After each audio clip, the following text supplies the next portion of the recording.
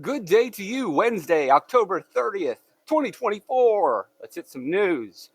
As we mentioned in previous lessons, the Washington Post is the Democracy Dies in the Darkness newspaper. Several years ago, they put that little bit of text on their newspaper to alert their readers, a little code language, and that code is Democracy Dies in the Darkness. Somebody's a threat to democracy, supposedly, right? Well, this is just code for, hey, we are the anti-Trump newspaper. You pick up the newspaper, the first thing you read is the title. The next thing you are alerted to is, hey, we're the anti-Trump guys. Oh, are you the anti-Trump guys? Washington Post won't endorse White House race for the first time since 1980s.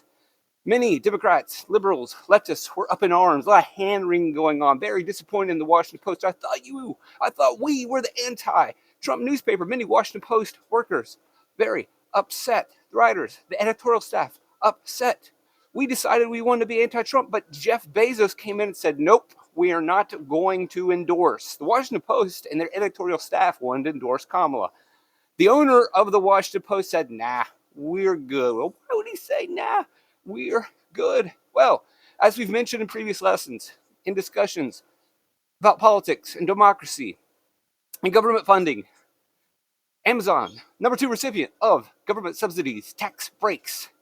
His business, his big business, Amazon, not his small business, which is the Washington Post, receives many tax cuts, tax breaks.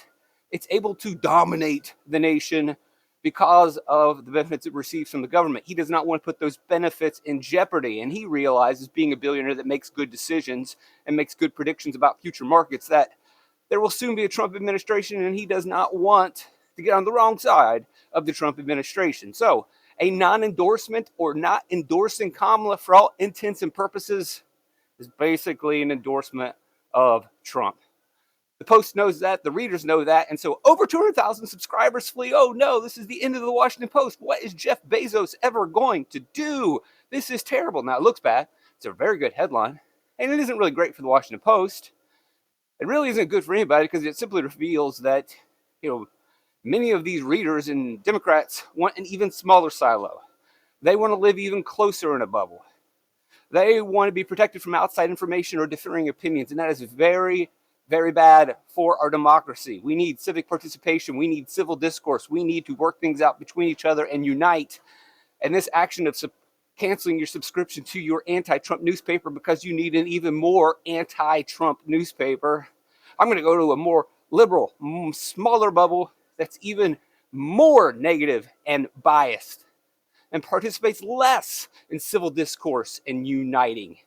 This is not a sign of unite. Now, it's a protest, it's a boycott, and everyone has that political opportunity in America for now, and you can applaud them for making a stand.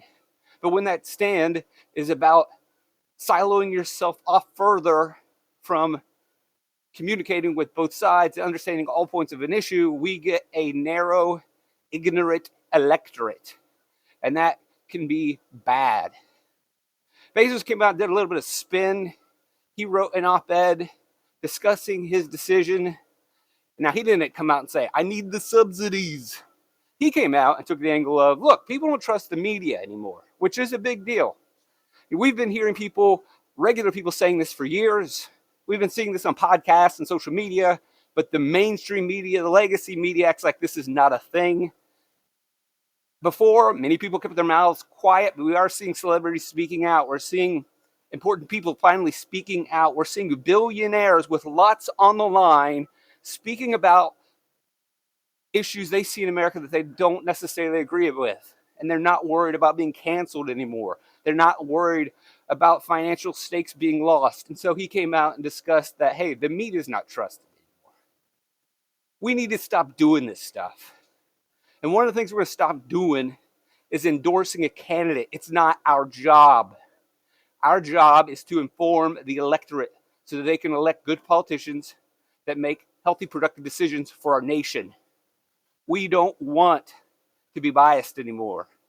We want to be trusted. We want people to pick up the Washington Post and just find out the facts and decide for themselves. We should not decide for the people. It's a big stance for the owner of the Washington Post to come out and say, look, we need to stop telling people what to think. Just present the facts and let them decide, and also give me my subsidies. Now, going further into this, wanting a smaller silo, 200,000 canceling because they didn't endorse. Is that a strong political stance? Is that a strong boycott? And a good show of character could also reveal that what we talked about before with Mark Halpern's tweet and something he's been predicting for a while over breakfast at Penn State this morning. I talked to a Pittsburgh area mental health professional who says their business has already started booming with new Democratic patients. The upcoming possible mental health breakdown is a concern in America. Now, that same Washington Post actually did a story where they interviewed Republicans and Democrats and wanted to see how they would respond if their candidate lost. And overwhelmingly, the Republicans were pretty much okay if their side lost. They would deal with it. They would accept it. You can see the Washington Post for that. The Democrats, not so much. They would be very upset. They would have hard times. You can read the Washington Post article. I've already assigned it to my students in the future, where you find out how both sides may respond to taking the L. And long story short, the Republicans will deal with it much better than the Democrats. But read the article. But again, if this is setting people off, if not endorsing is setting people off, what is going to happen if their candidate loses? Now, Jeff Bezos doesn't even really care. 200,000 subscribers? Nah, not a big deal. A little jokey, right? If you really wanted to hit Jeff Bezos and really wanted to make a point, Democrats, liberals, those 200,000, did you cancel your Amazon Prime? Not likely. Well, I need my Amazon Prime. I cannot live without Amazon Prime. I need that next day delivery. I need that scroll and click and those deals. Don't you know Black Friday is coming up? So this is very similar to the situation with Elon Musk. He bought Twitter. He basically burns money on Twitter. Doesn't really make any money on Twitter. But in owning Twitter, he has been able to control, or at least manage, public discourse, control the message. He uses Twitter as a platform to push forward his views, his beliefs, and create a nation that he wants. He does. He didn't just buy it for thrills. One of the things he bought Twitter for was to protect freedom of speech in America. He feared that this social media agency was becoming more controlled, and it was, and working with the government, which it was, to censor Americans. He bought it, changed that, opened free speech back up. He burns money on it, but it's a power move. And overall, this power move helps him protect the rest of his wealth. He has other businesses that could be harmed if freedom of speech did not exist. So he uses Twitter as a platform and burns money on it, but probably overall this helps boost Tesla. This probably helps boost SpaceX and protect those, and protect many others that then also connect to his wealth. And that's the same thing that Bezos does. He burns money on the Washington Post, but he can use the Washington Post as his mouthpiece to protect his wealth, and he's doing that. One of the things that he did, obviously, was not endorsing a candidate. He came out and used not only his newspaper to say, we're not endorsing, because he's protecting Amazon. He then used his newspaper again to write his editorial to give the message that the media can't be trusted. Who always says fake news? Who just said fake news? So when Bezos says the media isn't trusted, that means fake news is real. Who's been calling out fake news for a while? That guy Trump, who's probably going to take over the government. Bezos using his newspaper to get on the good side, the good graces of Trump, to again protect the wealth. You burn money on a small business like the Post or Twitter, unsuccessful, but in the end it results in more power that protects the rest of your wealth. Also in the news, Steve Bannon has been released from federal prison after 4 months. He failed to honor a subpoena and was locked up. These are the times that we live, regardless of, I think, a Republican or Democrat taking over. We are possibly running a situation where it's going to become the norm that you lock up your political opponents, unfortunately. Maybe this will come to an end.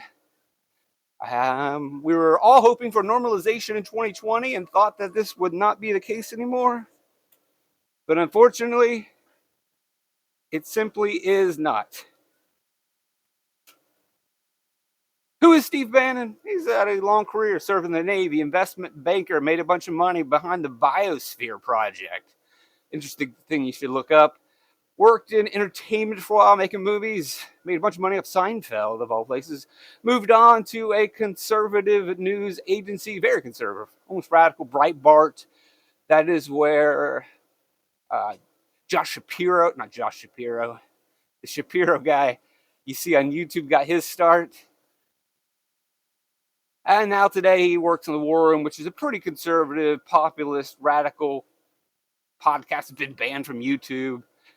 Pretty radical. I don't know if I would recommend it, but you get some interesting angles. And again, we do have to listen to all sides, left, right, absorb all media to become the most informed. So sometimes it is useful and worthwhile to listen to what Steve Bannon has to say and his perception of the reality that we live in.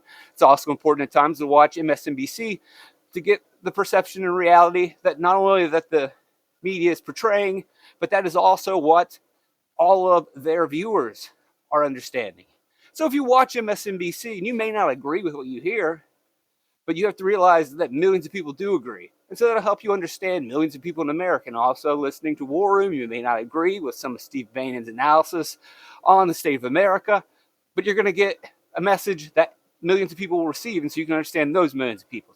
So it's good to check out all different sources. But anyway, Bannon, a political prisoner, has been released, and he is more than likely going to go scorched earth over the next week as they prepare for the election. He is one of the main factors in getting Donald Trump elected in 2016. That's your news.